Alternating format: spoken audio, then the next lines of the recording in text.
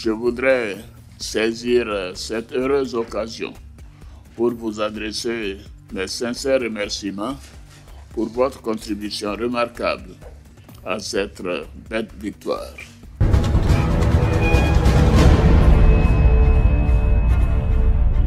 Votre programme d'information avec l'UIL, l'Université internationale de Libreville, le fleuron de la formation universitaire en Afrique.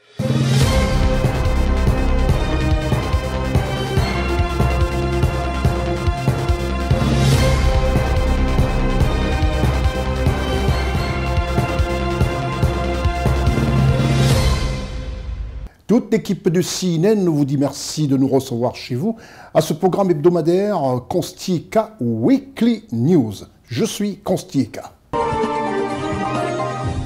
Dans ce programme, le déroulé nous amènera en Côte d'Ivoire, déjà, où nous tournons cette émission. Au Congo, nous irons au Cameroun, au Gabon, mais surtout l'information sera énormément rythmée sur la Côte d'Ivoire avec des volets spécifiques. Vous verrez comment un pays bien organisé se comporte et pense à ses populations. Restez les nôtres, juste après la réclame. CNN est disponible sur les bouquets créolines au 12, numéricable au 12 et sur l'application disponible sur votre téléphone Android TV Garden, disponible aussi sur le bouquet numérique Blackstream et sur tous vos supports numériques. Nous commençons par la Côte d'Ivoire où tous heureux, nous sommes contents de savoir que les populations sont elles aussi heureuses de voir le président Alassane Ouattara réélu pour un autre mandat de 5 ans à la tête de ce très beau pays, un pays qu'il construit pour poursuivre ainsi les travaux réalisés par le feu président Félix Houphouët-Boigny. Et en Côte d'Ivoire, le ministre d'État, ministre de la Défense nationale, M. Tené Birahima Ouattara, amplifie la sécurité des populations de Côte d'Ivoire par la création, la construction des brigades et casernes de gendarmerie partout en Côte d'Ivoire et surtout dans les zones reculées. Un travail titanesque pour le plaisir des populations ivoiriennes. Reportage CNN.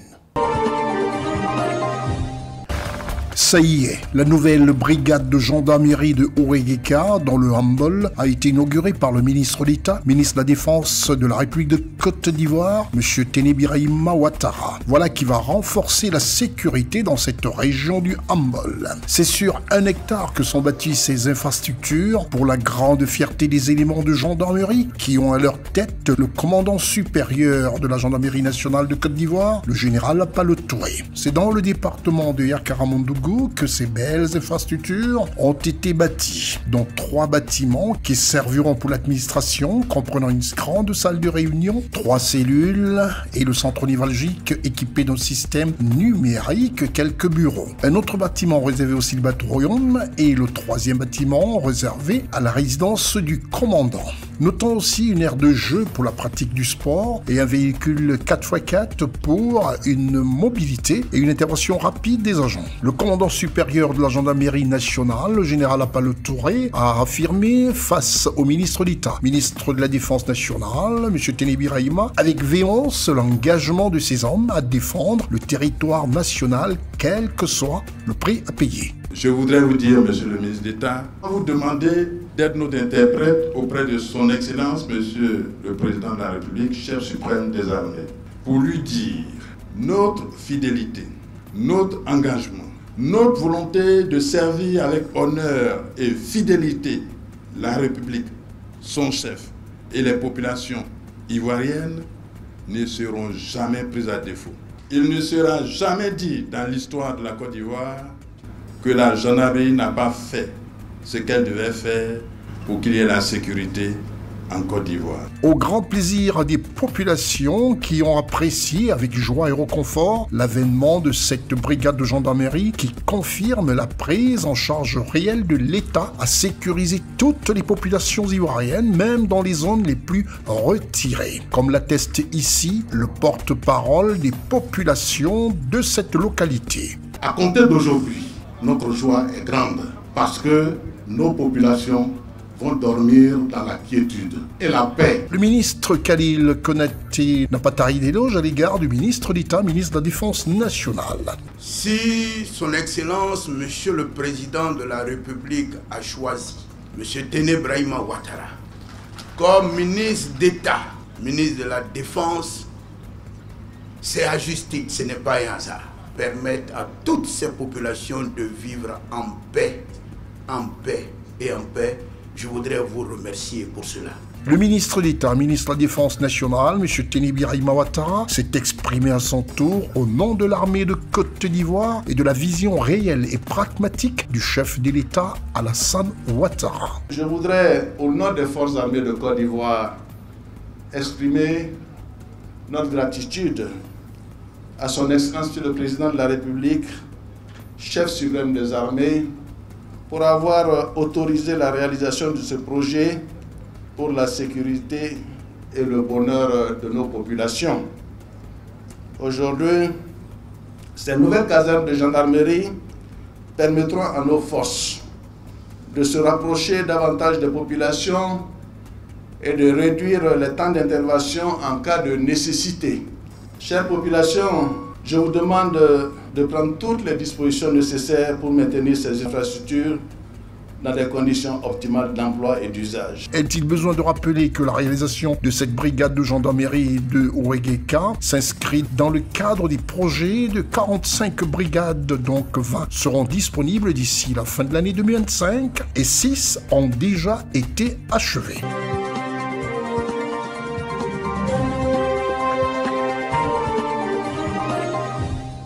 Nous quittons un temps soit peu la Côte d'Ivoire pour le pays présidé par son Excellence Denis Sassou Nguesso, chef de l'État de la République du Congo. Et au Congo-Brazzaville, cette capitale congolaise a réuni la 48e session du Conseil des ministres de l'APPO. À cette occasion, l'Algérien Farid Ghezali a été élu secrétaire général de l'Organisation des pétroliers africains. Reportage depuis Brazzaville, CNN. Les ministres africains du pétrole et de l'énergie étaient réunis à Brazzaville, en République du Congo, à l'occasion de la 48e session du Conseil des ministres de l'Organisation des producteurs de pétrole africains, l'APO. À l'issue des travaux, l'Algérien Farid Ghezali a été élu secrétaire général de l'organisation pour un mandat de 3 ans. Notre correspondant revient sur les grandes décisions issues de cette session. Réunis à Brazzaville du 31 octobre au 4 novembre 2025, les 18 membres de l'APO ont procédé au renouvellement de leurs instances dirigeantes. C'est l'Algérien Farid Ghezali qui prend désormais les commandes du secrétariat général, succédant au Nigérien Omar Farouk. Un mandat de 3 ans pour poursuivre la réforme institutionnelle et concrétiser ses projets phares, notamment la Banque africaine de l'énergie, destinée à soutenir les investissements énergétiques sur le continent. Je compte donc assurer mes nobles missions d'une manière professionnelle, encourageante, qui sera faite dans la coopération, la fraternité, pour représenter, car je représente aujourd'hui, ce soir, 18 pays membres, et nous comptons voir grandir cette organisation pour avoir un avenir meilleur pour le continent et avoir une vision stratégique, énergétique, avec des succès retentissants. La présidence du Conseil des ministres de l'APO change également demain. Le ministre ivoirien des Mines, du Pétrole et de l'Énergie, Mamadou Sanga Foya Koulibaly, succède au ministre congolais des hydrocarbures, Jean-Bruno Itoa. Une transition saluée par les États membres avec la République démocratique du Congo en appui à cette nouvelle présidence, consciente des défis liés à la relance du secteur et à la redynamisation de l'action de l'APO sur le marché international. L'agenda qui sera le nôtre pendant l'année qui va s'ouvrir sera inscrit dans la continuité de ce que vous avez commencé. Merci. Parce qu'en effet, vous l'avez indiqué, parachever la mise en place de cette banque est quelque chose d'une extrême importance. Donner plus de vitalité au fonctionnement de notre organisation et aussi quelque chose de très important et surtout bien calibrer les réformes qui doivent tenir compte de l'arrivée de ce nouvel instrument pour plus d'efficacité. Ces décisions marquent la clôture de la 44e réunion du Conseil exécutif et de la 48e session ministérielle. En fin de mandat, Jean-Bruno Itoin quitte ses fonctions avec le sentiment du devoir accompli après avoir conduit plusieurs réformes majeures au sein de l'organisation. Je voudrais dire à quel point ça a été à la fois passionnant, mais aussi très plaisant d'assumer cette responsabilité pendant 1 an. Et j'ai le sentiment que nous n'avons pas vu passer le temps, tellement il y avait de défis, tellement il y avait de rendez-vous, tellement il y avait de sujets. Je voulais dire à quel point, à travers la peau, je suis fier de l'Afrique.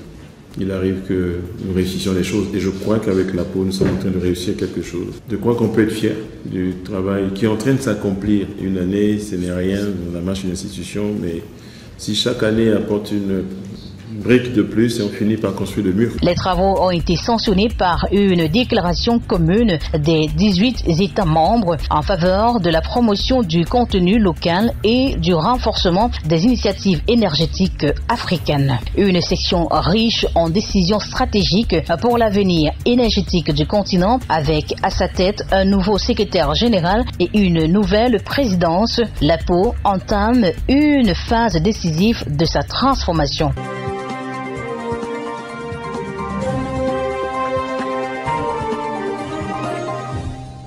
Nous restons toujours en Afrique centrale, mais nous quittons le Congo pour le Cameroun. Le Cameroun, où le président Paul Biya a été réélu pour un mandat de 7 ans qui l'amènera à l'âge de 100 ans. Nous le lui souhaitons très bien d'ailleurs. Il aura un siècle. Ce sera la première fois qu'en Afrique, on aura un chef d'État. C'est toute la grâce que nous demandons à Dieu de lui porter, âgé de 100 ans quand il finira ce mandat. Et au Cameroun, le maire de la grande métropole de Douala, aux côtés de la jeunesse, à l'occasion de la 4e édition du programme Occupation Jeune 2025. Reportage CNN Cameroun. Chers jeunes, l'une des missions principales que nous vous confions est de faire disparaître rapidement ces vestiges de la désobéissance civile et de donner l'exemple de la détermination des populations de notre ville à rester unies et engagées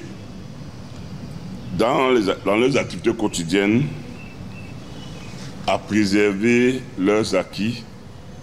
Et comme le disait hier le chef de l'État, le premier de ces acquis pour nous tous Camerounais, c'est notre pays, le Cameroun. Poignée de main chaleureuse entre le maire de la ville de Douala, le docteur Roger Bassadini, et les jeunes de la 4e vague du programme Occupation Jeune ce 7 novembre 2025 à l'esplanade de l'hôtel de ville, situé au quartier Bonanjo, dans le 1er arrondissement de la ville de Douala. À l'occasion du lancement du programme Occupation Jeune pour le compte du mois de novembre et de décembre 2025. L'exécutif de la ville de Douala a fait de l'implication des citoyens dans la gestion de la cité une priorité pour atteindre les objectifs de transformation urbaine, ainsi que le programme Occupation Jeune vise à apporter un soutien financier aux jeunes sans emploi et non scolarisés afin de favoriser leur épanouissement tout en luttant contre l'oisiveté, prévenir la délinquance juvénile, mais également de susciter un sentiment de patriotisme et de responsabilité collective. Voilà qui vient comme une réponse à la vision du chef de l'État, son Excellence Paul Biya, dans son discours au lendemain de sa prestation de serment devant le peuple souverain. Vous savez qu'on a beaucoup de programmes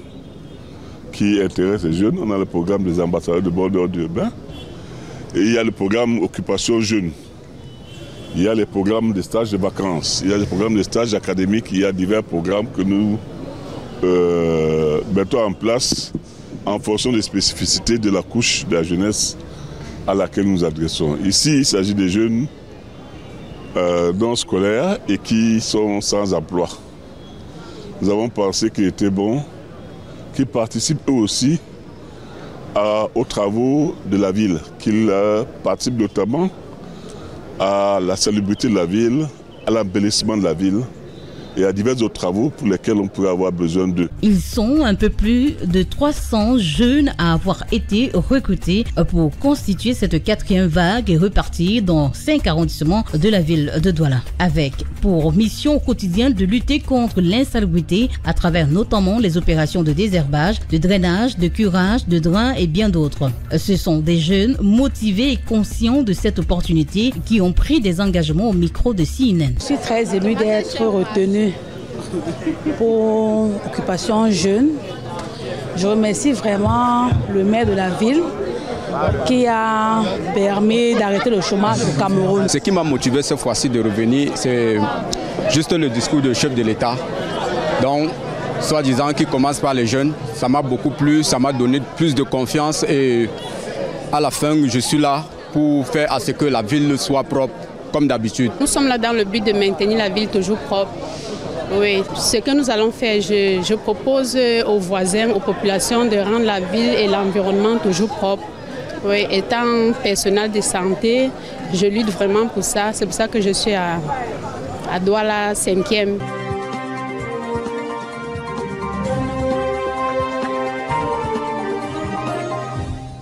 Nous quittons le Cameroun et nous restons toujours en Afrique centrale, mais nous allons en faisant un bon petit saut pour le Gabon. Le Gabon, ce pays présidé par son Excellence Brice Clotaire Oligui Nguema, chef de l'État gabonais, un président qui a pratiquement bouleversé le système au Gabon, progression, émergence, tout y est. Le président de la République gabonaise soutient les forces de défense au camp Aïssat. Reportage CNN. Aux premières lueurs du jour, le drapeau gabonais flotte solennellement sur le camp Aïssa où le président de la République du Gabon, chef suprême des forces de défense et de sécurité, son Excellence Brice Clotaire Oligui Nguema, a présidé la cérémonie de levée des couleurs. Ce moment de communion patriotique a rappelé la valeur du drapeau national, symbole d'unité, de loyauté et de sacrifice pour la patrie et réaffirmé la vision d'une armée républicaine proche du peuple au cœur du concept armée et nation que le chef de l'État promeut avec constance. Sous votre impulsion, les forces de défense et de sécurité ont connu des avancées significatives, que ce soit par le renforcement des capacités opérationnelles ou l'amélioration tangible de leurs conditions de vie et de travail. Ces actions concrètes témoignent de votre engagement ferme à doter le Gabon d'un outil de défense aux normes opérationnelles avérées et moderne. Le chef de l'État gabonais, son Excellence Brice Clotaire Oligui Nguema, a ensuite remis du matériel militaire moderne pour améliorer les capacités opérationnelles des forces de sécurité. Le geste reflète son intention de doter le Gabon d'une armée performante, apte à garantir la sécurité du territoire et la sérénité des citoyens sur l'ensemble du territoire national. Je n'oublie pas que je suis comme vous, parent avant tout. C'est donc l'occasion pour moi de venir ce matin montrer ma profonde reconnaissance pour votre accompagnement tout au long de la transition. Une transition apaisée, inclusive. Et comme j'ai toujours tenu de vous doter des moyens efficaces, adéquats, pour pouvoir répondre à vos différentes missions. Au-delà des moyens, je me suis aussi engagé à améliorer vos conditions de vie et de travail. À marge de cette cérémonie, le chef de l'État gabonais a également pris le temps de visiter les différents chantiers en cours situés à l'intérieur de l'enceinte du 1er régiment des parachutistes du Gabon, montrant ainsi sa préoccupation et son attention pour l'évolution de ses travaux. Par cette visite, il a témoigné de son engagement concret à améliorer les conditions de vie et de travail des militaires, soulignant l'importance qu'il accorde à leur bien-être quotidien. Ces nouvelles infrastructures en construction ont pour objectif de fournir un cadre digne et adapté à ce corps d'élite, répondant aux besoins matériels et aux exigences d'une unité professionnelle, tout en incarnant la rigueur, la discipline et le patriotisme qu'il ne cesse de prôner. Ce geste s'inscrit dans la continuité de ses efforts pour soutenir et valoriser les forces armées nationales. Monsieur le Président de la République, les parachutistes du Gabon sont honorés de vous recevoir dans leur maison mère. À cette occasion, nous vous offrons ce magnifique parachutiste qui ne manquera pas de vous rappeler la 76e promotion de saut dont vous êtes engagement. Parachutiste, un jour, parachutiste à jamais. Le propos du président gabonais aujourd'hui est limpide. Le redressement du Gabon implique également une armée puissante, ordonnée et dévouée à la nation gabonaise.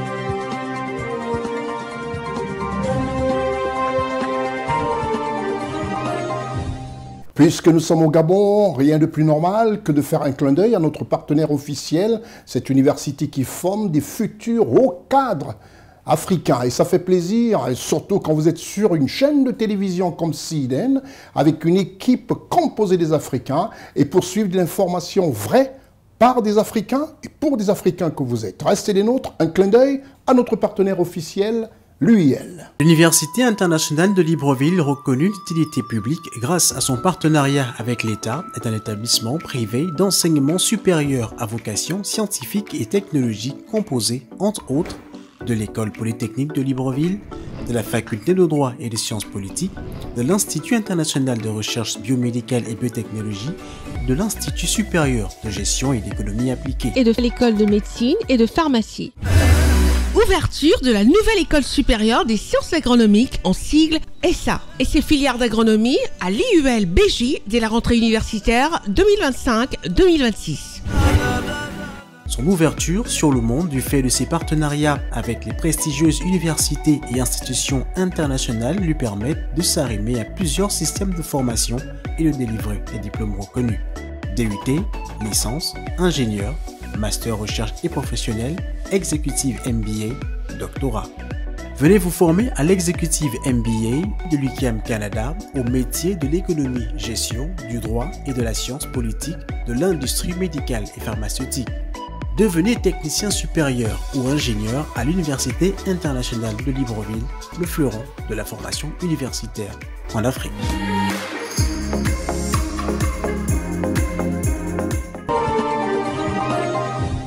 Retour en Côte d'Ivoire, mais avant de vous reproposer l'information de Côte d'Ivoire, retenez tout simplement que CNN est disponible en couverture mondiale sur toute la planète via tous les réseaux sociaux et tous les bouquets numériques, parce qu'on sait aujourd'hui que rien de plus normal que d'être présent partout sur la planète à travers des équipements performants et surtout le réseau numérique. CNN, votre partenaire.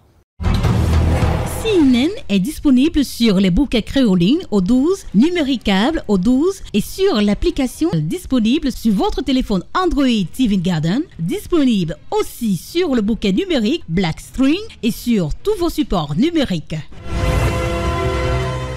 Retour en Côte d'Ivoire, la Côte d'Ivoire présidée par le président Alassane Ouattara qui n'est de tout repos, franchement de tout repos, et ça, il a pratiquement inoculé aussi, je dirais, à tous les membres du gouvernement. En Côte d'Ivoire, nous allons écouter les Ivoiriens sur les points clés que sont la santé, la sécurité et le social. Vous comprendrez pourquoi est-ce que le travail gouvernemental, présidé par son Excellence Alassane Ouattara, avec les feuilles de route accordées à tous les ministres, vous verrez le ressenti chez les populations. C'est le devoir que s'est donné CNN de toujours vous rapporter ce que les populations pensent de tout ce que fait le gouvernement. Je vous retrouve juste après la réclame.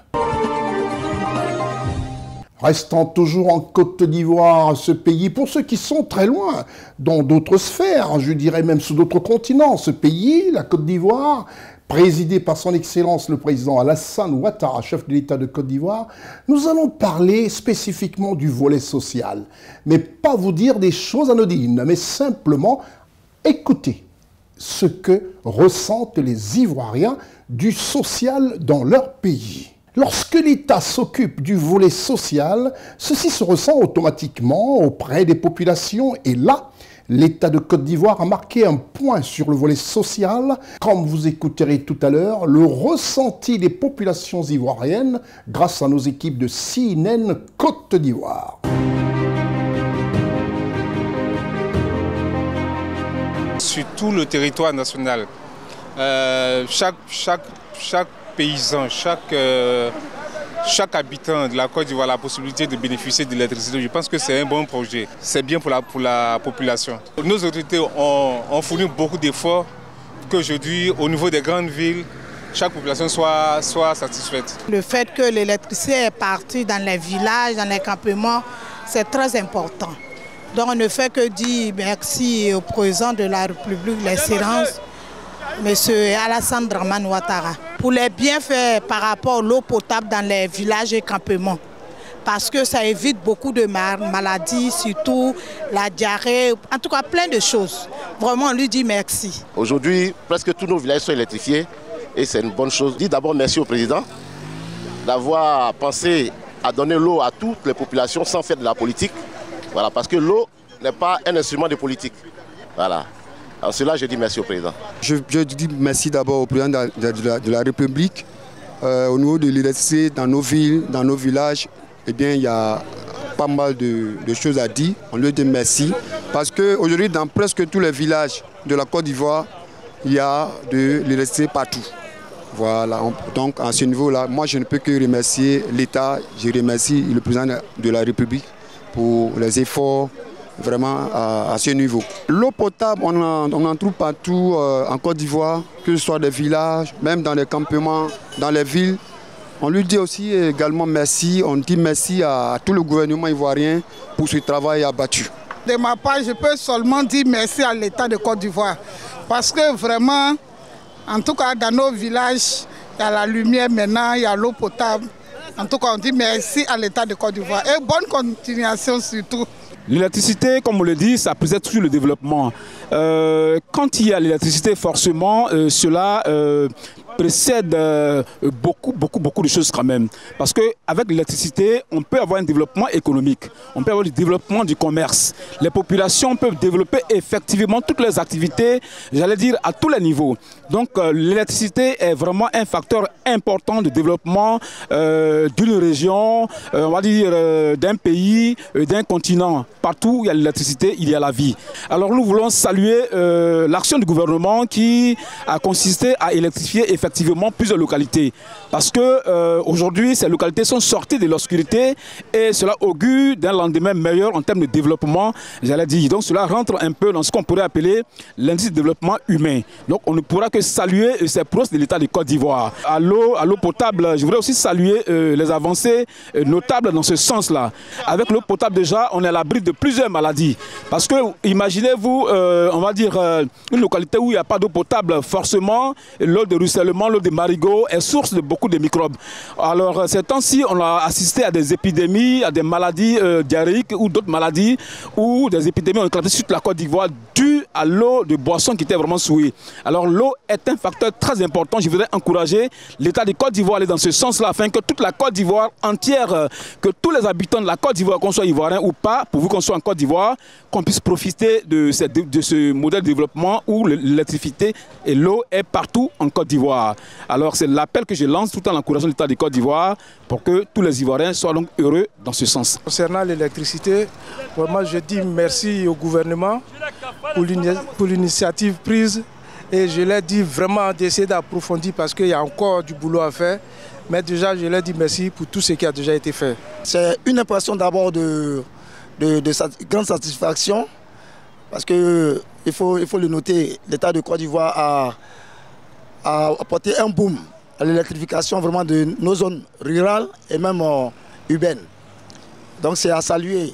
Alors ça c'est déjà à saluer. Merci au président parce que aujourd'hui nous avons un peu de l'eau potable dans nos différentes zones, surtout rurales, là où vraiment les parents, les populations doivent effectuer de nombreux kilomètres afin d'accéder à un point d'eau. Aujourd'hui, même étant à la maison, on peut ouvrir seulement le robinet et puis voilà, on a accès à l'eau. C'est déjà bon. Et dit merci au président de la République pour tout ce qu'il fait pour la population. C'est un remerciement pour l'État parce que sans courant, sans l'eau, on ne peut pas vivre. Donc ça arrangeait beaucoup de choses parce qu'il y avait des villages, il n'y avait pas de courant, il n'y avait pas l'eau. Même si, bon, Dieu merci beaucoup, ils ont eu courant, ils ont eu l'eau. Donc c'est pour remercier l'État, ils n'ont qu'à faire d'efforts encore pour voir les côtés qu'ils n'ont pas encore eu, qu'ils n'ont qu'à améliorer pour qu'ils n'ont qu'à en avoir. Et en tout cas, c'est une très bonne impression parce que, comme je disais tout à l'heure, quand on était petit, il n'y a pas d'électricité.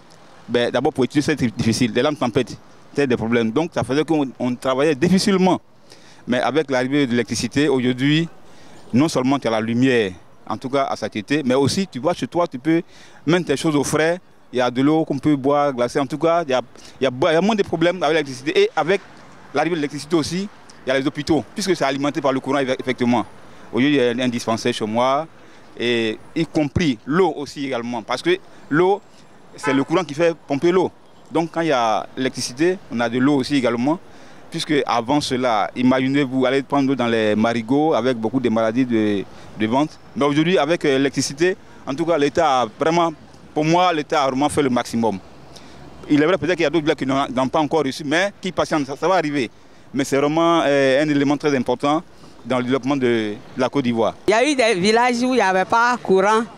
L'État a fait des efforts pour amener la lumière là-bas. En tout cas, nous sommes très contents, nous sommes heureux pour ce qu'il fait aussi pour la Côte d'Ivoire. Merci au président de la République d'avoir mis le courant dans nos différentes villes et villages. Parce que sans le courant, les hôpitaux ne fonctionnent pas. Sans le courant, il n'y a pas la vie. Ce n'est que les sentiments de joie que nous partageons. Nous disons merci à l'État de Côte d'Ivoire qui permet aux villages et aux villes d'être électrifiés, qui permet à la santé d'être développée. En même temps aussi, qui permet aux élèves et étudiants dans les villages de pouvoir mieux étudier. Et c'est ce qui donne de bons résultats qu'on commence à avoir ces temps-ci. Nous disons merci, grand merci au président de la République par rapport à de l'eau potable qu'on met dans tous les villages. Je pense que la population est en train de bénéficier des actions.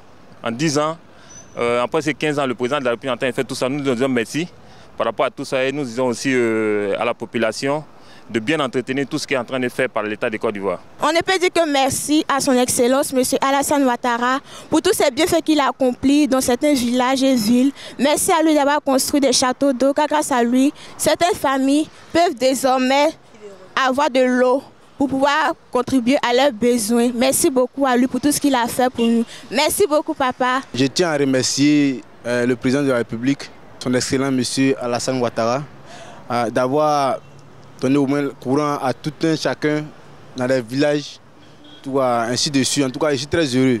On a besoin de ça en tout cas. Les parents sont en brousse. Voilà. D'autres n'arrivent même pas à avoir au moins ce qu'ils veulent. Mais à cause du président actuellement, on arrive au moins à s'entretenir tranquillement avec l'électricité. De l'eau potable d'abord, ça sert à la santé. Voilà. Avec l'eau potable, forcément, tu dois être en santé à chaque moment. On a été à remercier encore, voilà, à la nation. Président, nous sommes en Côte d'Ivoire. Voilà, on est debout comme ce soir. C'est d'abord de dire merci à l'État, de dire merci au gouvernement. Voilà, et depuis un moment, on voit que toutes les villes, les villages sont électrifiés. Et c'est une grâce, c'est une opportunité pour tout le monde. Ça va permettre à nos jeunes vraiment de pouvoir peut-être se donner à l'école, de pouvoir étudier, voilà, de progresser. Et puis encore permettre à ceux qui sont à l'intérieur d'être informés. Parce que l'électricité, qui parle d'électricité, parle de la télé et autres, tout outil d'information. Et vraiment, c'est à saluer, voilà, c'est vraiment à saluer. Aujourd'hui, on constate que dans toutes nos localités, dans tous nos villages, même les fins fonds des villages, aujourd'hui, il y a de l'eau. Et c'est juste lui dire merci. Merci encore pour ce bloc colossal qu'il a bas pour cette nation. Nous pouvons dire merci au président de la République d'avoir électrifié nos villes et villages. Sans l'électrification, nous ne pouvons pas vivre. Nous ne pouvons pas partir à l'école et dans les hôpitaux. Parce que sans électricité, nous ne pouvons rien faire. C'est pourquoi nous, les élèves en classe de 3e, nous vous disons merci pour tous vos biens, pour tous les enfants de la Côte d'Ivoire. Salut!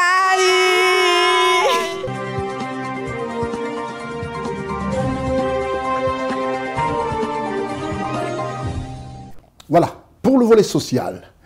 Mais nous allons aborder aussi le volet sécuritaire.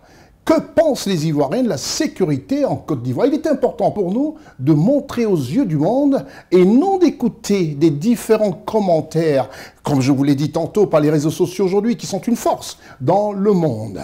Mais vous écouterez personnellement ce que les Ivoiriens pensent et non des commentaires par réseau interposés de la sécurité dans ce pays, dans leur pays, la Côte d'Ivoire. Et parlant du volet sécuritaire, quand un pays, locomotive des pays de la sous-région, s'occupe avec minutie de la sécurité des populations et des biens, de ses compatriotes et de ceux qui y vivent, et surtout lorsque cette population fait confiance en son armée, c'est tout en l'honneur du ministre d'État, ministre de la Défense de Côte d'Ivoire, M. Téné Birahima Ouattara. Nos équipes de CNN sont allées choper ce que pensent les Ivoiriens. Le cousin Je suis rassuré de la sécurité en Côte d'Ivoire. Dans un premier plan, au niveau de la sécurité des personnes et des biens. Jusque-là, nous n'avons pas encore appris que le pays est attaqué, donc ça veut dire que la sécurité est assurée à ce niveau. J'ai confiance en l'armée de Côte d'Ivoire avec tout le matériel que nous voyons. Donc à ce niveau-là, nous avons confiance. En ce qui concerne la sécurité, vraiment ça me laisse perplexe parce qu'on ne sait jamais. On ne sait jamais au niveau de la sécurité si on est bien prêt. Mais ce qui est bien, comme on a des partenaires qui ont des intérêts ici, donc Dieu merci. En ce qui concerne le ministre Téné Birahima Ouattara, ministre de la Défense, en tout cas je suis quelqu'un vraiment qui milite beaucoup pour lui parce que déjà c'est quelqu'un que j'ai côtoyé. Et c'est quelqu'un qui est ferme, c'est quelqu'un qui est très sérieux dans son travail. Ah non, là, pour l'instant, avec tout ce que j'ai vu, avec tout ce qui est force spéciale, tout ça, vraiment, j'ai confiance. Donc, au-delà de tout ce qui est militaire, question, il n'est pas militaire, mais au-delà de tout ce qui est question militaire, ça, je suis sûr qu'il peut prendre les bonnes décisions. Vraiment, diriger la flotte, tout ça, en tout cas, c'est quelqu'un qui est très ferme, très sérieux dans son travail. Je tenais Birahima Ouattara, c'est quelqu'un qui est très bien, quelqu'un qui est très sérieux. Je suis rassuré de la sécurité en Côte d'Ivoire, vu les armements qui sont renforcés, vu aussi les caméras de surveillance partout dans l'intérieur du pays. Je suis rassuré par le travail que M. le ministre de la Défense, M. Téné Birahima Ouattara, effectue au sein de la Côte d'Ivoire. On n'entend plus beaucoup de braquages, beaucoup de vols par-ci par-là. La sécurité, le taux d'agression, le taux de vol a baissé aussi, donc je suis rassuré. On a une libre circulation, les voitures ne peuvent pas se garer n'importe où. Tout et tout. Et puis maintenant les policiers, ils sont là, ils contrôlent. En tout cas, je sais comment vous expliquer, mais la sécurité maintenant, elle est bonne. J'ai confiance à l'armée de Côte d'Ivoire, vu que pendant l'indépendance, on a vu qu'ils ont fait les marches, on a vu les cargos, les chariots. En tout cas, c'était vraiment parfait. Et puis les Chinois aussi étaient là. Alors que les Chinois, là, côté armement, là, on ne peut pas. Ils déposent. Il fait bien son travail, même si peut-être il y a quelques failles, mais il fait bien son travail. Dans toute chose, il y a toujours quelques petits, je ne sais pas comment vous expliquer, il y a toujours quelques petits trucs quoi, qui gâtent. Je suis vraiment très satisfait et j'ai confiance aussi entièrement à l'armée de la Côte d'Ivoire. Bien équipée, vraiment je suis très rassuré. Je suis rassuré de la sécurité en Côte d'Ivoire parce que maintenant nous observons les policiers dans chaque carrefour, dans chaque commune. Voilà, il y a un peu ça. Et puis aussi, ce que nous pouvons aussi dire, il y a les caméras un peu partout. Donc ce que je peux retenir, je suis un peu rassuré de la sécurité parce qu'il y a moins de braquages, moins de vols. Donc ce que je peux retenir en tant qu'élève, la sécurité est un peu rassurée, c'est tout. Je suis rassuré de la sécurité en Côte d'Ivoire parce qu'auparavant, vu ce qu'on voyait, il y avait trop de braquages, les bandits partout et par-ci. Mais ces dernières années, je peux dire que je suis rassuré de la sécurité en Côte d'Ivoire. Parce qu'il y a moins de braquages, moins de voleurs, moins de bandits. Et tout le monde se met au travail à son air. Donc, je peux dire que je suis rassuré de la sécurité en Côte d'Ivoire. Le ministre de la Défense fait son travail. M. Téné Birahima Ouattara, c'est un super monsieur. En vue de la sécurité en Côte d'Ivoire ces dernières années, il peut dire que le ministre Téné Birahima Ouattara fait son travail parce que la Côte d'Ivoire est sur haute sécurité en ce moment. On peut faire confiance à l'armée de Côte d'Ivoire, surtout au ministre d'État et au ministre de la Défense, parce que ce qu'on a vu par rapport au défilé de l'indépendance, ça nous rassure et nous sommes sereins. Par rapport à ce que nous voyons dans les autres pays, là, la Côte d'Ivoire et le Canada, ça va. Le ministre fait son travail. En tout cas, j'ai confiance au ministre de la Défense par rapport à ce qu'il fait et par rapport à tout ce qu'il fait. J'ai confiance en lui. Je sais qu'il nous garantit par rapport à notre défense et tout. Je suis confiant. Je suis rassurée de la sécurité en Côte d'Ivoire parce qu'on constate maintenant qu'il y a plein de caméras et on constate aussi qu'à chaque 100 mètres, on croise des policiers et des militaires pour notre sécurité. J'ai confiance en l'armée de la Côte d'Ivoire avec tout le matériel acheté par le ministre de la Défense, car nous l'avons tous constaté le jour de l'indépendance avec le défilé des chars, des blindés et encore nous avons des cellules antiterroristes en Côte d'Ivoire. Le ministre de la Défense fait bien son travail au niveau de la sécurité sur le plan national et nous sommes très fiers de lui. Il y a les caméras partout, en tout cas ça va. tu es libre de marcher sans problème. Souvent même tu es là, comme bon, tu suivais ton sac, mais maintenant il n'y a pas de problème. Tu mets ton sac, tu marches à Djamé sans problème. Donc la sécurité en Côte d'Ivoire, ça va. J'ai confiance à l'armée de la Côte d'Ivoire avec tout le matériel acheté par le ministre de la Défense. Parce que lors de la défilée même de la Côte d'Ivoire, pendant l'indépendance, ce qu'on a vu, on était heureux. Le ministre de la Défense fait son travail parce que maintenant, la sécurité, comme je l'ai dit, la sécurité est propre. Tu peux marcher tranquillement dans Abidjan sans problème, ça va. Je suis plus que rassuré de la sécurité en Côte d'Ivoire. Il fut un moment où on ne pouvait pas se déplacer facilement, même dans la commune de Yopougon où je réside. Mais aujourd'hui, à 1h, 2h du matin, vous voyez les forces de l'ordre partout et vous pouvez circuler en toute quiétude. J'ai foi en cette armée parce que déjà elle bénéficie de l'expertise de l'extérieur. Entre autres, nous avons vu la Chine défiler auprès de nos soldats. Cela montre qu'on pourrait éventuellement compter sur l'expertise de la Chine en cas d'organisation. Je suis très flatté. Il fait bien son travail. Il fait effectivement bien son travail parce qu'il a le souci du bien-être des Ivoiriens. Et quand il achète des armements et que quand il permet aux grandes puissances de venir nous donner leur expertise, il n'y a que ça qu'on attendait. Pour moi, en ce qui concerne la sécurité en Côte d'Ivoire, je crois que maintenant c'est amélioré parce que quand on parlait de Yopougon, il y avait certaines personnes même qui avaient peur même d'arriver dans la commune de Yopougon. Mais maintenant, je crois que la sécurité a plus évolué parce que dans les rues, un peu plus partout, on voit les agents de la sécurité, les forces de l'ordre, les gendarmes et autres, les policiers qui assurent en fait la sécurité. Souvent même tard dans la nuit, on constate souvent les cargos qui font des patrouilles et tout. Donc je crois que la situation s'est améliorée en ce qui concerne la sécurité en Côte d'Ivoire. Le ministre de la Défense fait son boulot. Il est dans son plein travail parce que, comme je l'ai dit dans un premier temps, auparavant on ne voyait pas les cargos et autres tard dans la nuit. Mais maintenant, je vois qu'il y a des forces de l'ordre qui se déploient tard dans la nuit, qui assurent la sécurité. Donc je crois que le ministre fait son travail. Je suis rassurée de la sécurité en Côte d'Ivoire parce qu'on trouve maintenant les policiers aux différents carrefours. On a les caméras de surveillance qui nous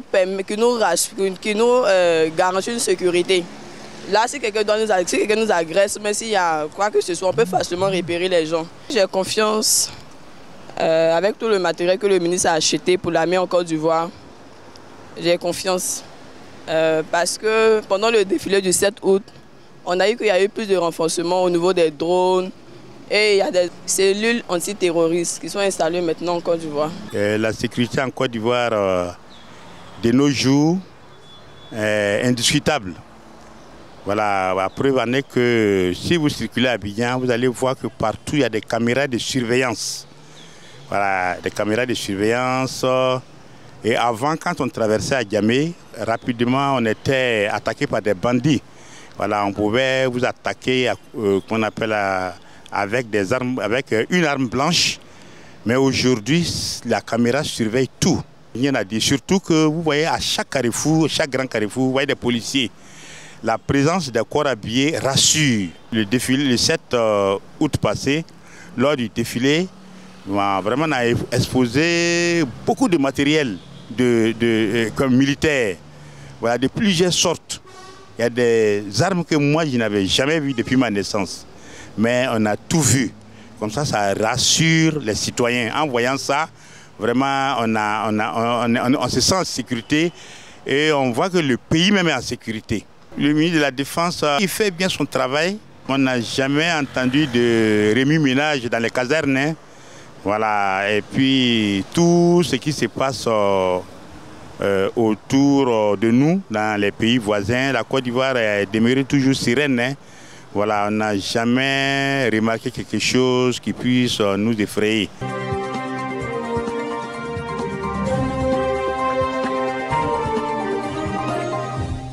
Toujours en Côte d'Ivoire, et je demande à Marcel de nous présenter un peu ces belles plages. Oui, c'est ça, les belles plages de Côte d'Ivoire. Voilà, vous les regardez, comme ça, ces plages, elles sont étendues de partout. Ça fait beau y vivre et prendre des très beaux week-ends, non en Hexagone, mais en Côte d'Ivoire, chez nous, pour se dire simplement que nous avons de très très belles plages. Et nous avons parlé du volet social, du volet sécuritaire en Côte d'Ivoire. Rien de plus normal que d'aborder le volet santé. Parce que sans la santé, rien ne peut se faire. Et en Côte d'Ivoire, la santé des populations passe par la prolifération des hôpitaux, la réhabilitation de ceux présents, et en ce sens, le gouvernement, dans la vision du président brillamment réélu, Alassane Ouattara, a fait preuve de responsabilité et de patriotisme. Les Ivoiriens reconnaissant de la prise de conscience du gouvernement sur leur santé s'expriment au micro de CNN. Je peux dire merci au gouvernement d'avoir réhabilité ces hôpitaux pour les malades.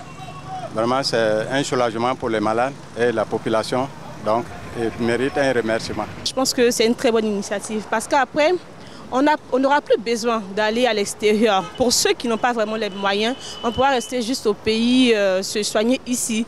Et puis aussi, il y a toutes ces personnes qui sont loin, on va dire dans les villages, dans les villes reculées, qui pourront avoir accès à la santé.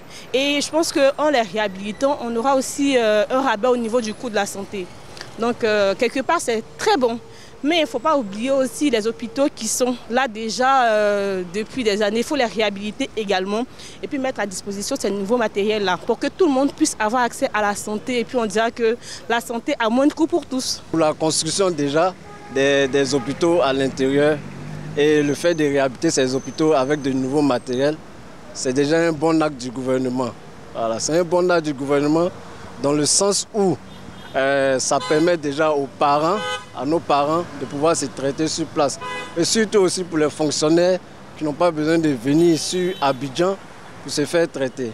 Donc la construction de nouveaux hôpitaux et aussi les réhabiliter avec de nouveaux matériels permet aussi la prise en charge, d'assurer aussi les parents, les fonctionnaires malades, voilà, de les suivre correctement, nos parents aussi, et surtout aussi les femmes qui sont les femmes enceintes, voilà, par exemple. Réhabiliter les hôpitaux, en tout cas, c'est très important. Voilà, c'est bien pour les gens, les démunis, c'est bien aussi pour tout le monde, pour tous ceux qui n'ont pas les moyens pour aller soit en France ou bien pour aller se faire soigner. C'est bien de rester ici en Côte d'Ivoire et rester dans son local pour pouvoir se faire soigner. Et j'aimerais ajouter un truc dessus que les 4 CMU qu'ils ont ajouté, qui nous ont fait payer, il faudrait que ça soit vraiment gratuit, on puisse se soigner gratuitement. Voilà, c'est juste un additif pour moi. Le nouveau matériel que le gouvernement donne aux hôpitaux permet à ce que certaines maladies soient traitées. Certaines maladies soient effectivement traitées pour que les gens ne partent plus en Europe, se faire soigner, qu'ils restent dans leur propre pays pour qu'on puisse les aider, les soigner. J'apprécie l'initiative du gouvernement et j'aimerais bien que dans cette lancée, que le gouvernement continue toujours à soutenir sa population pour qu'elle puisse avoir confiance et rester en Côte d'Ivoire. Il fait beau vivre en Côte d'Ivoire et la Côte d'Ivoire est un très beau pays. Le gouvernement travaille et si ce moment sur le développement vraiment de la santé ici en Côte d'Ivoire, je dirais que vraiment c'est déjà un atout et un point évolutif vraiment sur le plan moderne et sur le plan aussi, comme on le dit, progrès et je dirais même aussi vraiment politique. Voilà, donc selon moi, c'est une bonne initiative et sur ce aussi, le gouvernement a quand même travaillé. On n'a pas en dit plus, le gouvernement en a travaillé. Les impressions sur la réhabilitation au niveau matériel des hôpitaux en construction sont bonnes. D'abord, je tiens à remercier l'État de Côte d'Ivoire pour tout ce qu'il fait pour le bien-être de la population. Pour ma part, c'est une très belle initiative car, vu les conditions de vie défavorables de tout chacun, l'État a très bien fait de réhabiliter ces hôpitaux-là, tels que Anyama, Daloa, Benjerville, Taï et j'en passe. Pour les réhabilitations des hôpitaux en construction, je suis réconforté, ça me renforce dans l'idée que le gouvernement est préoccupé par le bien-être des Ivoiriens. Le gouvernement réhabilite en nouveau matériel les hôpitaux en construction, je pense que c'est une très bonne initiative parce que cela va permettre aux habitants qui sont un peu éloignés dans les villes un peu lointaines ou dans les villages, voilà, cela va permettre de se rendre plus vite dans les hôpitaux. Voilà. Et puis ça va réduire aussi le taux de mortalité. Et concernant les matériels, les nouveaux matériels, je dirais que c'est une très bonne chose. C'est une très bonne chose parce que la médecine évolue et on a de nos jours beaucoup de pandémies, beaucoup de maladies. Voilà, donc ces matériels vont permettre vraiment d'améliorer la médecine. Voilà, et puis ça va vraiment réduire le taux de mortalité. Et aussi, je dirais que, ça c'est mon avis, voilà, pour les hôpitaux déjà installés, je pense que l'État ou le gouvernement devrait penser à renouveler ces matériels-là qui sont déjà sur place. Voilà, pour éviter beaucoup de choses. Très bonne chose.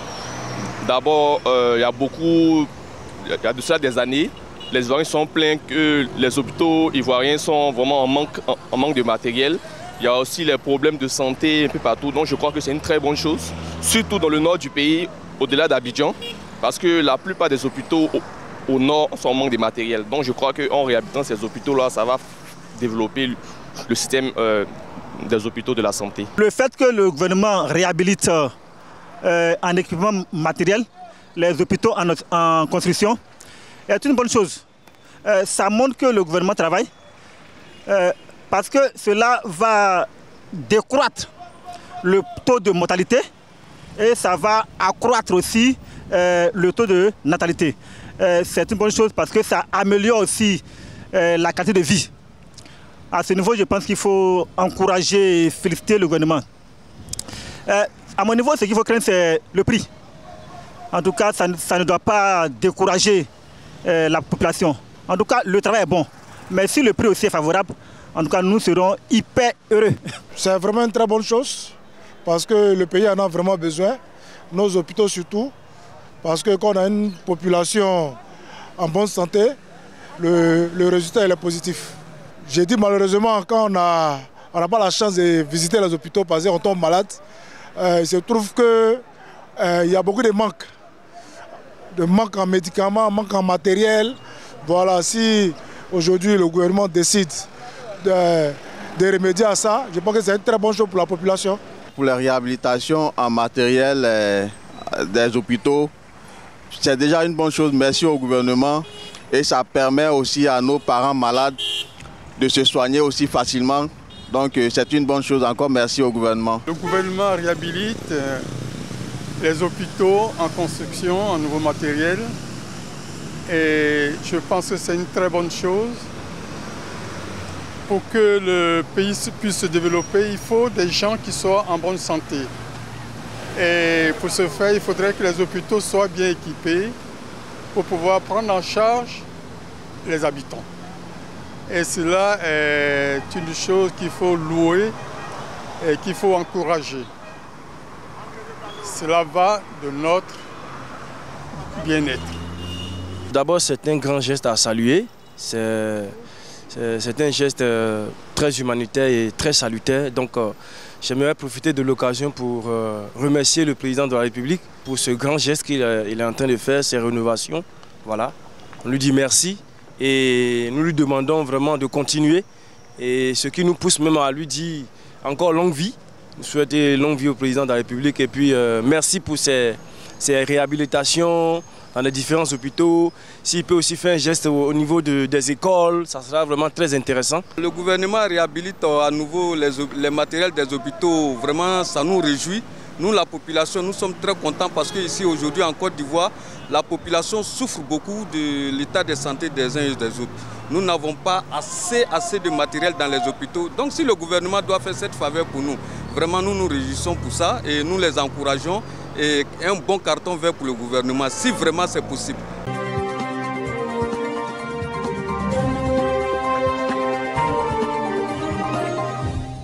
Un clin d'œil à notre partenaire officiel, l'Université internationale de Libreville, située à Issassa, une très proche banlieue du Gabon, de Libreville, proche banlieue de Libreville, surtout au Gabon.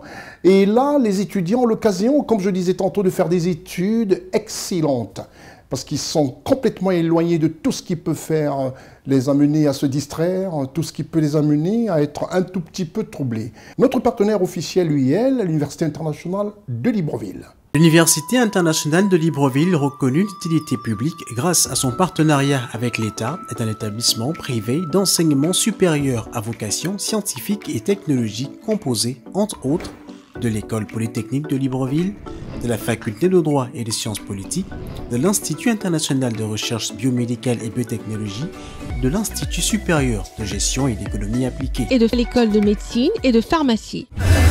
Ouverture de la nouvelle école supérieure des sciences agronomiques, en sigle ESSA, et ses filières d'agronomie à l'IUL BJ dès la rentrée universitaire 2025-2026.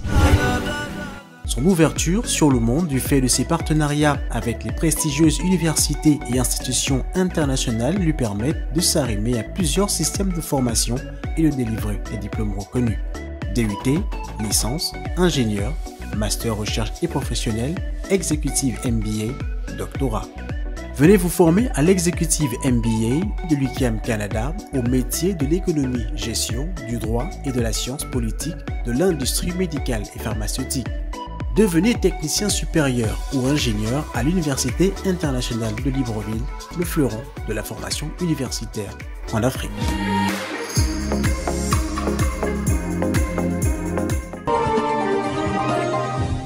La rareté des conseils des ministres sous d'autres cieux n'est pas l'apanage de la réalité en Côte d'Ivoire. Alors qu'on sort d'une âpre élection présidentielle, les ministres qui étaient tous au four et au moulin se sont montrés ragaillardis. C'est incroyable de voir ce premier conseil de ministres déjà fait, c'est-à-dire on travaille en Côte d'Ivoire. Avec le président Ouattara, l'accent est mis sur le travail d'abord. Quand on sait que l'investiture du nouveau chef d'État réélu en Côte d'Ivoire se fera le 8 décembre, on se demande comment font-ils pour être déjà d'aplomb. Un conseil de ministres tout premier après l'élection présidentielle 2025, un conseil des ministres qui nous a tout simplement séduits. Le conseil des ministres, le tout premier après la brillante réélection du président Alassane Ouattara, s'est tenu le mercredi 12 novembre 2025. Un moment unique, comme nous le rapporte ici l'équipe de CNN, présent au palais présidentiel.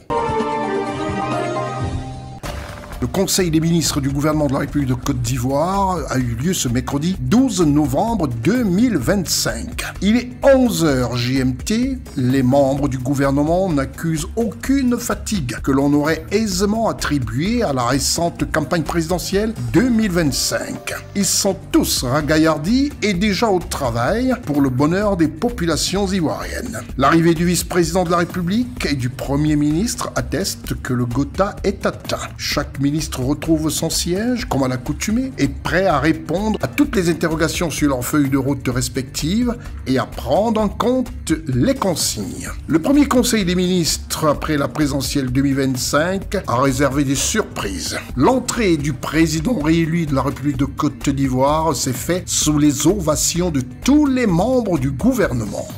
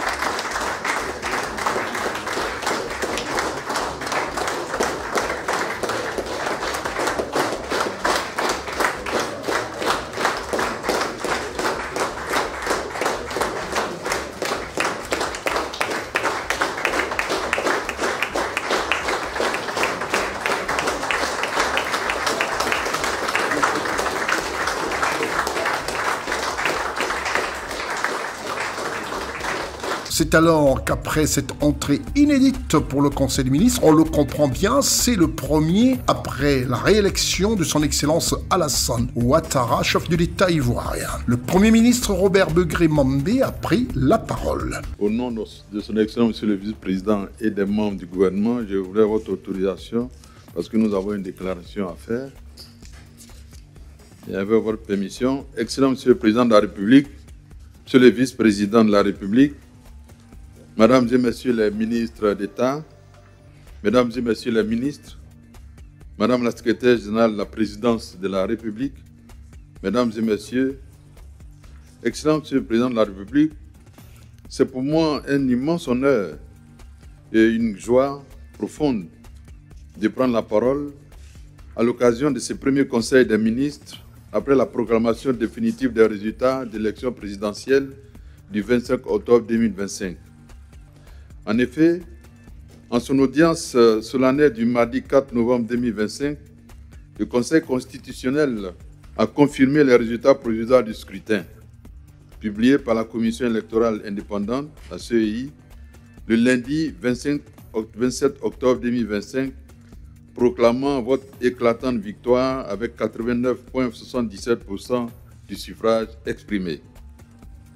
Je voudrais, Monsieur le Président, saisir cette occasion de ce premier Conseil des ministres pour vous adresser, au nom de l'ensemble des membres du gouvernement et à mon nom propre, notre vive admiration pour cette brillante réélection. Excellent Monsieur le Président de la République, en acceptant le 29 juillet 2025 de répondre favorablement à l'appel pressant du peuple ivoirien qui, dans sa grande majorité, sollicitait votre candidature à la présidentielle du 25 octobre 2025, vous avez démontré une fois de plus votre amour profond pour notre pays et votre sens élevé de l'État. Vous avez fait montre d'un sacrifice immense en acceptant, devant l'appel historique des populations pour préserver la stabilité, la paix et pour poursuivre le développement, de mettre votre énergie et votre grande expérience au service des Ivoiriennes et des Ivoiriens. Nous restons tous profondément reconnaissants et admiratifs de votre sens élevé du devoir et de votre amour profond pour la Côte d'Ivoire qui font de vous, après le président Félix Houphouët-Boigny, le modèle édifiant du dévouement et de l'abnégation au service de la nation ivoirienne. Excellent Monsieur le Président de la République, dans un contexte électoral marqué par des surenchères, des menaces et des violences orchestrées, vous avez su, avec une grande sérénité, un optimisme constant, le pragmatisme et le sens aigu de la rigueur qui vous caractérise, être les remparts imperturbables. Ce qui a permis à la République et à ses institutions de confirmer leur solidité et de triompher des lendemains sombres qui leur étaient prédits.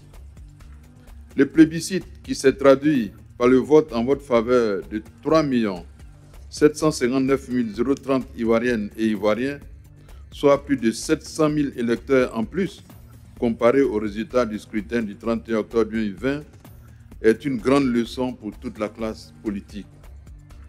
Elle représente la majorité absolue du nombre de votants en tenant compte de l'historique des taux de participation.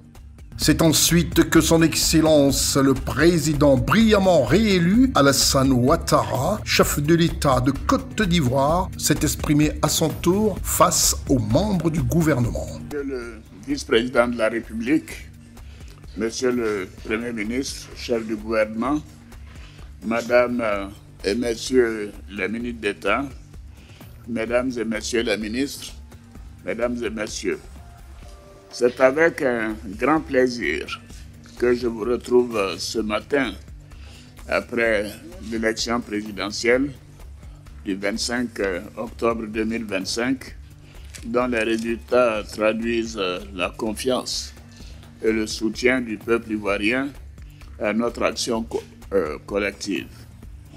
C'est avec beaucoup d'humilité et une profonde reconnaissance que j'ai accueilli la décision de nos compatriotes de me renouveler leur confiance. Je voudrais saisir cette heureuse occasion pour vous adresser mes sincères remerciements pour votre contribution remarquable à cette belle victoire. J'apprécie l'important travail accompli par le gouvernement, les institutions de la République, ainsi que l'ensemble des acteurs du processus électoral pour la tenue effective du scrutin à la date constitutionnelle prévue, dans un climat de paix et de sécurité. Le respect des dispositions constitutionnelles renforce davantage la crédibilité de nos institutions et l'ancrage de notre démocratie. Dans la tradition du Conseil des ministres de la République de Côte d'Ivoire, s'ensuit toujours un point de presse pour échanger avec la presse nationale et internationale. Pour ce Conseil des ministres très particulier, malgré la prise de parole du Premier ministre, suivie de celle du chef de l'État, nos équipes de CNN se sont rendues pour écouter le ministre de la Communication, porte-parole du gouvernement. Au titre du ministère des Affaires étrangères, de l'intégration africaine et des Ivoiriens de l'extérieur, le Conseil a adopté un projet de loi autorisant le président de la République à ratifier l'accord relatif au service aérien entre le gouvernement de la République de Côte d'Ivoire et le gouvernement de la République fédérative du Brésil, signé le 13 octobre 2017 à Abidjan. Le Conseil a été informé de la célébration de la Journée nationale de la paix à Abidjan, au Palais de la Culture de Treichville, ce 15 novembre 2025. Et enfin, en raison d'un calendrier de réunions internationales chargé, la date du prochain Conseil a été fixée au 3 décembre 2025. C'est alors que nos équipes de CNN ont recueilli pour vous quelques impressions des ministres. La Côte d'Ivoire en matière agricole est une référence et nous devons pouvoir maintenant produire davantage pour nourrir les Ivoiriens et ne plus être dépendants de l'extérieur. Le Premier ministre a eu l'occasion tout à l'heure de rappeler les grandes orientations du président en matière d'initiative pour les prochaines années sur les questions de santé, d'emploi des jeunes, de formation, de grandes infrastructures telles que le TGV, etc. Et donc le président a donné des orientations sur la mise en œuvre de ces projets, leur prise en compte dans le PND, avec surtout un mécanisme de suivi tous les 3 mois. Voilà, sous l'autorité du Premier ministre, nous allons nous atteler à mettre en œuvre l'ensemble des orientations du président de la République.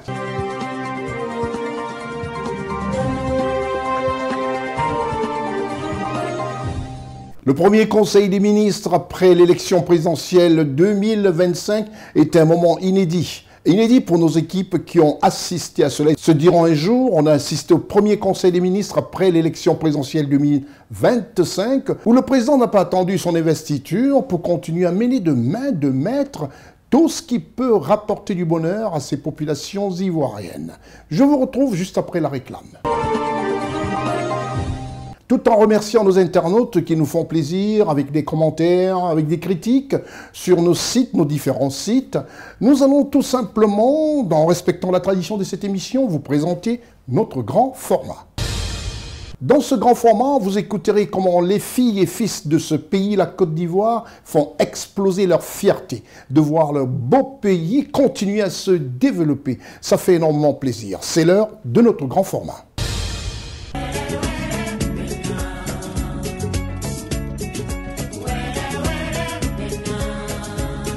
Je pense qu'au cours de ces 12 dernières années, la Côte d'Ivoire s'est pas mal développée. Depuis 2011 en tout cas, elle s'est pas mal développée. Je pense même que c'est le premier pays africain avec le plus haut taux de développement depuis 2011. Bon, selon certains sources. Bon, quand je parle de développement, je parle aussi de certaines infrastructures, comme le pont, les ponts, voilà, des entreprises, la Tour F, qui sera la plus grande tour de l'Afrique de l'Ouest, qui sont en train de faire aussi. Voilà, il y a aussi les stades, différents hôtels qui ont permis d'accueillir les joueurs là, pendant la CAN, tout ça. Là. Donc c'est un peu ça.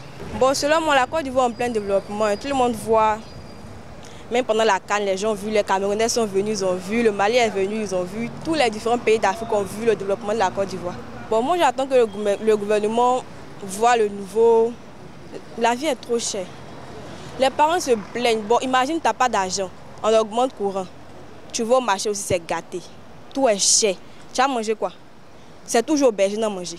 Concernant le développement de la Côte d'Ivoire, sur le plan infrastructurel, il faut dire que cette décennie-là a été marquée de grands progrès au niveau des infrastructures, au niveau de la Côte d'Ivoire. Au niveau de la santé, il y a beaucoup aussi d'améliorations. Mais sur le plan social, il y a beaucoup de plaintes qu'on constate et tout ça. Et je pense que les dirigeants doivent aussi faire des efforts à ce niveau-là. Ce que j'attends du gouvernement, c'est qu'il œuvre efficacement pour répondre aux attentes des populations qui ont porté les choix sur les personnes, afin que l'unité et la cohésion tant recherchées dans cette nation-là puissent être effectifs et puis être appréciées. Je pense que le pays est sur une bonne voie. Le pays, sur toute la surface, le pays a été développé. Voilà, vu les infrastructures routières, et vraiment, on sent qu'il y a un développement. Il y a un bon développement au niveau de la Côte d'Ivoire. Vu d'abord les ponts, vu aussi l'économie, voilà, vu aussi la stabilité du pays. En tout cas, le pays est sur une bonne voie. La Côte d'Ivoire avance. J'attends que le gouvernement fasse encore mieux. Voilà. Je n'ai pas dit que ce qu'on voit actuellement est bon, mais j'attends encore un mieux encore de la part du gouvernement. Du développement de la Côte d'Ivoire, bon, côté infrastructure routière, bon, je sais que il y a beaucoup de changements. Je crois qu'il faut, quand on développe les routes, c'est pour développer peut-être les villages, pour développer les villages, développer un peu le commerce, tout et tout. Mais il faut penser aussi, dans le même moment, aussi à équilibrer l'équation en s'occupant de la population afin de diminuer beaucoup de choses. Le développement de la Côte d'Ivoire, bon, ça nous fait plaisir, les infrastructures, les routes, les ponts. Le pays est beau, ça nous fait plaisir. Ça nous fait plaisir parce que quand tu vois certaines personnes parler de ton pays, en tout cas ça fait plaisir de voir les infrastructures, les routes, les ponts, en tout cas ça fait plaisir. Nos frères vont à l'école, ils ont des diplômes, c'est vraiment difficile d'avoir du boulot. Voilà, mettre plus d'accent sur l'emploi de la jeunesse. Pour nous ça marche. Pourquoi nous, les transporteurs, partout on peut partir. Il y a route, il y a pont, il y a vraiment... La voie est bonne.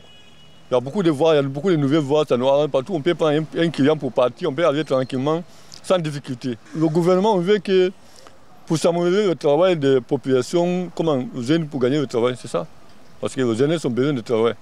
Voilà. Bon, la Côte d'Ivoire aujourd'hui, je pense que c'est un exemple pour la majorité des pays de la sous-région. Pas seulement la sous-région, mais on va dire l'Afrique francophone de façon générale.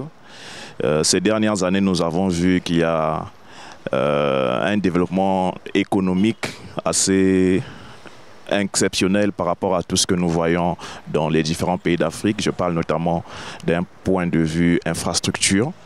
Voilà, je suis à cheval entre certains pays d'Afrique, mais quand j'arrive à Abidjan, je vois vraiment qu'il y a des choses qui se font. Tout n'est pas parfait, mais on sent quand même d'une année à une autre. Chaque fois que je reviens, je vois qu'il y a une avancée quand même exceptionnelle là-dessus. Non seulement au niveau des infrastructures, mais on peut voir aussi par rapport à tout ce qui est boom économique. Aujourd'hui, la Côte d'Ivoire est devenue un hub, surtout pour les grandes entreprises et même les startups. Je dirais que de ce que j'entends, c'est surtout faire un effort sur l'aspect social, d'accord? Au-delà de tout ce qui est économie, au-delà de tout ce qui est infrastructure, on veut aussi qu'également l'Ivoirien lambda puisse se retrouver. Rien à dire sur le développement. Parce qu'aujourd'hui, fils de la Côte d'Ivoire que je suis, il faut dire qu'aujourd'hui, même quand je vois tout ce qui est comme développement, c'est-à-dire infrastructure, et pont, tout et tout, il faut dire que vraiment, il y a une avancée. Il y a une avancée et je sais qu'aussi on a une avancée même sur certains pays. Franchement, ce que j'attends du gouvernement, comme on le dit, nous sommes dans un pays, il faudrait qu'on fasse les choses dans les normes. Voilà.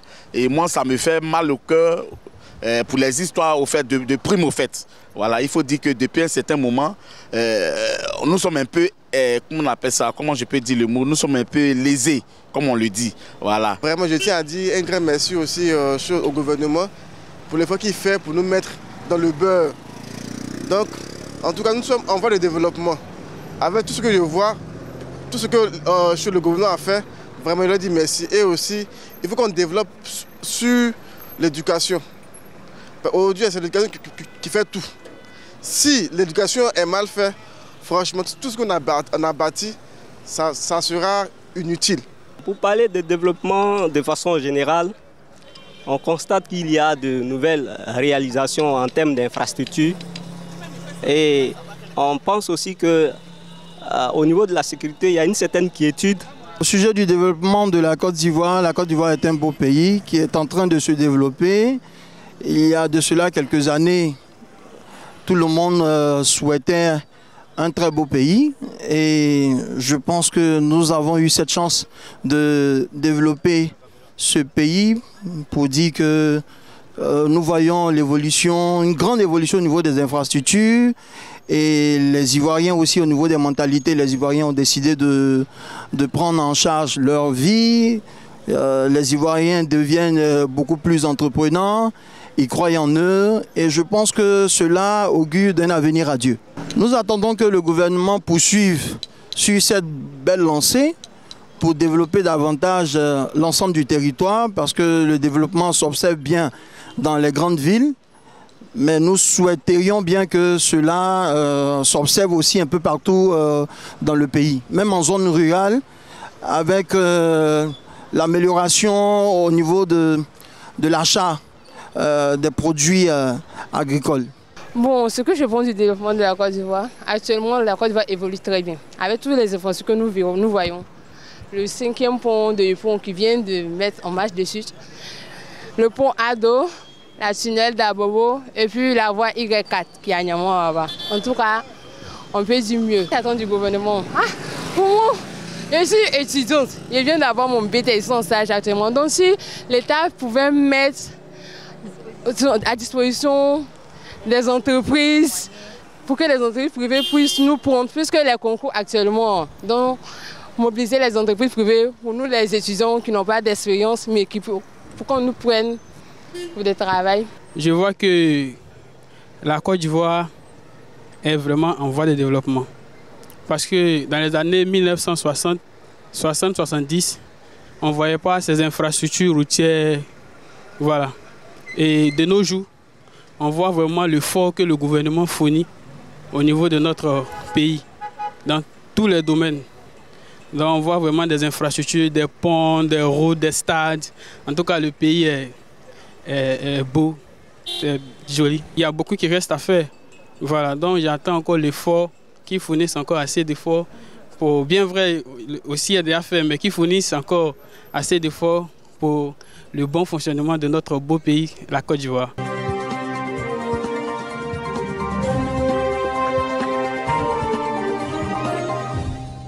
C'est terminé pour ce numéro, tout en remerciant toutes les équipes de CNN qui travaillent d'arrache-pied. Je pense à ceux du Congo, ceux du Gabon, ceux de France, ceux du Cameroun et ceux de la Côte d'Ivoire qui mettent tout en œuvre pour réussir à vous donner des informations vraies par les Africains et avec les Africains.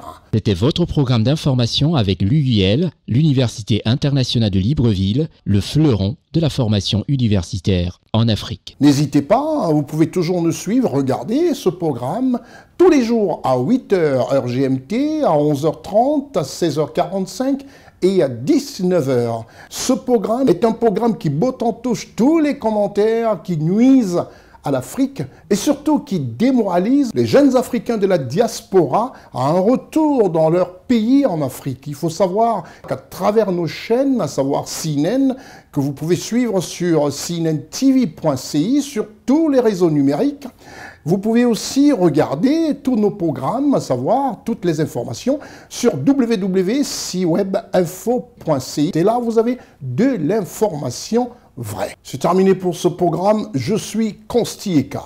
Au revoir. législatives 2025 sur vos médias CNN, C-Web Info et sur vos plateformes digitales. Vivez les législatives 2025 en Côte d'Ivoire sur CNN et C-Web Info depuis vos laptops, portables et tout support numérique en cliquant sur cnntv.ci et www.cwebinfo.ci. Législative 2025 en Côte d'Ivoire du 19 au 26 décembre 2025.